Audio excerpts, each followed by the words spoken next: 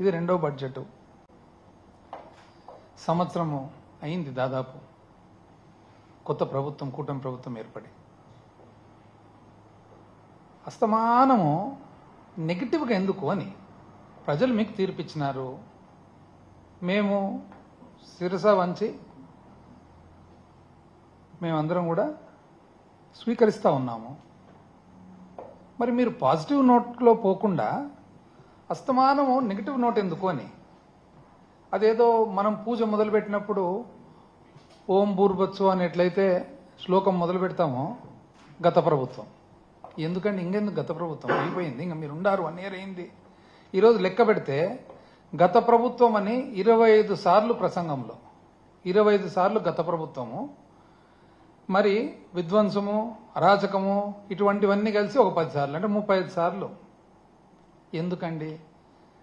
మీకు లక్షణంగా ప్రజలు తీర్పు ఇచ్చినారు. పాజిటివ్ నోట్లో మీరు ఏ విధంగా పరిపాలన చేస్తామని చెప్పి మీరు హామీ ఇచ్చినారో, మీ వాగ్దానాలు ఏవైతే ఉన్నాయో ఆ వాగ్దానాల మేరకు మీరు హ్యాపీగా పరిపాలన చేసుకుంటూ అబ్సల్యూట్ మెజారిటీ ఉంది కదా.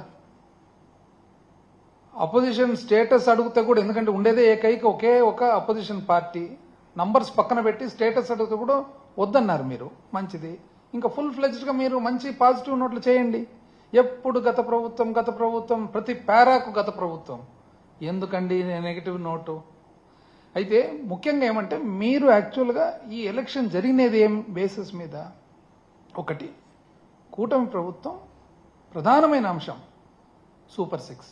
ఎందుకంటే మీరు ఇంటింటికి తిరిగి పేపర్ పెట్టుకొని దాని ఫారం ఫిలప్ చేసి ఇంటి పేరు ఇచ్చి ఆధార్ కార్డు ఇచ్చి తీసుకొని ఇచ్చి మొబైల్ మెసేజ్లు పంపించి ఇంకోటి చేసి నీకు 15, నీకు 15, నీకు 18, నీకు 20, నీకు 15 అని లెక్కలేసి ప్రతి ఇంటికి పోయి ఒకసారి కాదు ఎన్నోసార్లు పలుసార్లు ఇంటికి పోయి నీ ఇంటికి 1,00,000 వస్తుంది, నీ ఇంటికి 2 లక్షలు వస్తుంది, నీ ఇంటికి 3 లక్షలు వస్తుంది అంటే పాపం ప్రజలు కూడా నమ్మినట్టున్నారు.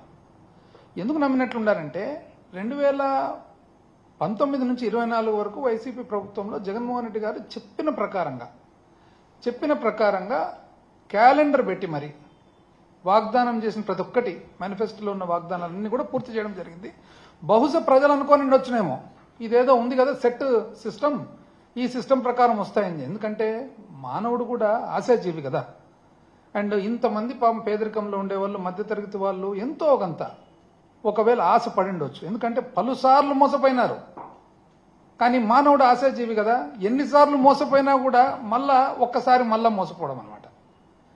అంటే ఇది సహజంగా ఆలోచన ప్రకారము దీర్ఘ ఆలోచన చేసిన వాళ్ళు ఎవరు కూడా అంత సులభంగా నమ్మరు.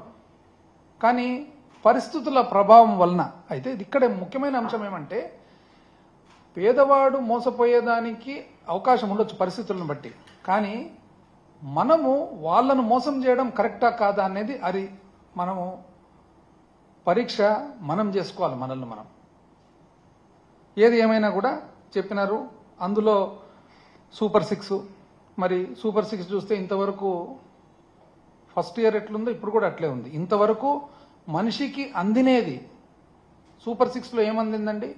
అది అర్ధదీపం అనాలనా పావు దీపం అనాలనా, ఎందుకంటే ఒకే సిలిండర్ వచ్చింది. అది సూపర్ 6లో ఇంతవరకు అందినేది. 10 సార్లు ఏదేదో చెప్తున్నారు కానీ అవైతే ఇంతవరకు చేతికైతే రాలేదు. మళ్ళీ అంతలో భాగంగా అప్పులు పెరిగాయన్నారు.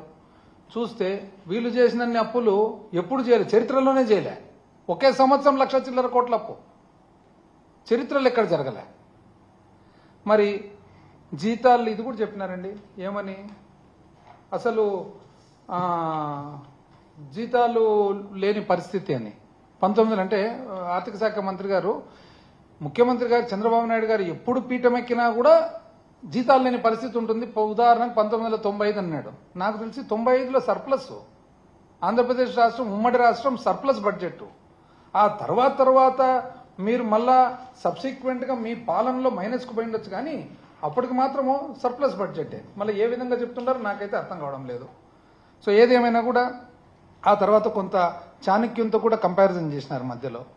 చాణక్యుడు ఏం చెప్పినానండి, కౌటిల్యుడు ఏం చెప్పినాడు?